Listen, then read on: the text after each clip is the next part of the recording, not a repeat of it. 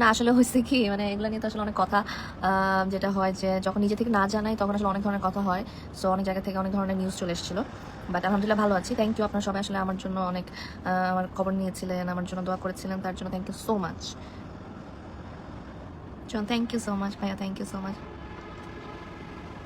এই তো ভাইয়া নতুন আগের মনে আছি আর কি, আপনাদের যেটা ছিল সেটাই। আচ্ছা জি ভাই, আমি বাসায় চলে আসছি, বাসায় আছি, রেস্টে আছি। Tania Akter, thank you so much Tania. Mohammad Robin, thank you so much. আপু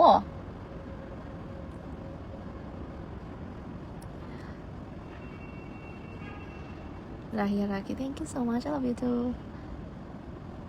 বাগেরহাট থেকে take love Rima, thank you so much. আর আচ্ছা আমিনুল জার্মানি থেকে, এই তো ভালো আছি, আপনি কেমন আছেন? আমি আসলে পরিপূর্ণ ফিরে আসুন পারভেজ মোহাম্মদ প্রত্যাশা আছে, থ্যাংক ইউ সো মাচ। আসলে অনেক অনেক অনেক ধরনের, বাট আমি ভালো আছি কিনা এটা শুনে আমার খুব ভালো লাগছে। শুধু আসলে মানে আমি তো আজকে শুধু লাইভেই আসলাম, বাট এছাড়াও আমি যখন থেকে জানলাম শুনলাম যে আপনারা আসলে আমার জন্য এত বেশি আমার খোঁজ খবর নেওয়া, আমি ভালো আছি কিনা আমার ব্যাপারে সব কিছু, আমি না আসলে অনেক ব্লেসড। আসলে থ্যাংক ইউ সো মাচ। আপনারা আপনারা যে আসলে আমার জন্য এত বড় একটা ব্লেসড, আমি মানে থাকে না যে অনেক সময় কেউ হয়তো মানুষ কোনো একটা ঘটনার পরে হয়তো বুঝতে পারে আসলে লাইফে কে আছে কে নাই, কে কেমন বা কি। তো আমিও আসলে বুঝতে পেরেছি আসলে আপনারা আমার জন্য আসলে আমাকে এতটা ভালোবাসেন। তো থ্যাংক ইউ, যতই থ্যাংক ইউ বলে হবে না, বাট আমি আসলে খুবই ব্লেসড আপনাদের জন্য, থ্যাংক ইউ।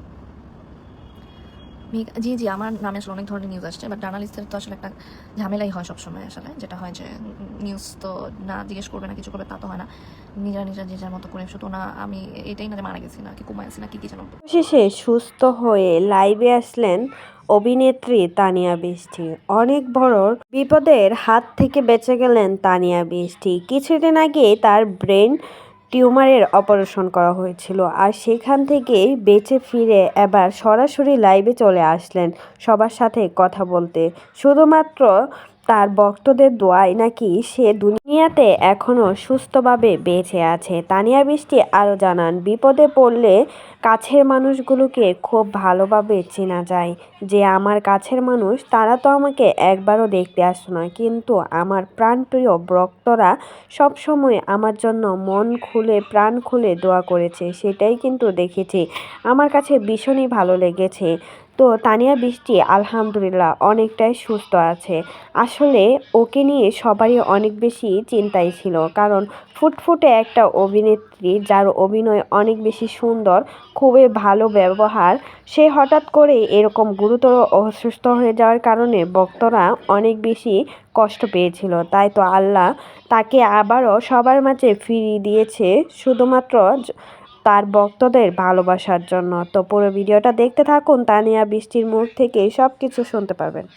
আমি উঠে বসে যেতেছি যে না আমার কোনো সমস্যা নেই, আমি চিল্লাতে আমার কোনো প্যারা নাই, আমি ঠিক আছি, আমি ডক্টরকে বলতেছি। সো আমি ঠিকঠাক আছি আল্লাহর রহমতে, খুব সুন্দরভাবে হয়েছে সব কিছু, আপনাদের দোয়ায় আল্লাহর রহমতে। হাসবিয়া জি জি, হ্যাঁ অনেকে বলেছিল মরে গেছি, বাট এই যে আবার চলে এসেছি। মিজানুর, ওয়ালাইকুম আসসালাম। Rubel Khan, welcome, thank you so much, thank you so much. Khadija Noor ji, আমি এখন বাসায় আছি, আমি তো চলে আসছি হসপিটাল থেকে, এখন আছি আর কি বাসায়। Sharmoni, thank you so much. But হ্যাঁ আমাকে ডক্টর বলে দিয়েছে আরও কিছুদিন একটু হয়তো রেস্টে থাকতে। সো রেস্টটা হয়ে গেলে ইনশাল্লাহ ঠিকঠাক হয়ে যাবে সব কিছু। শাকিল ইসলাম শান্ত জি, থ্যাংক ইউ সো মাচ ভাই, আমি ভালো আছি।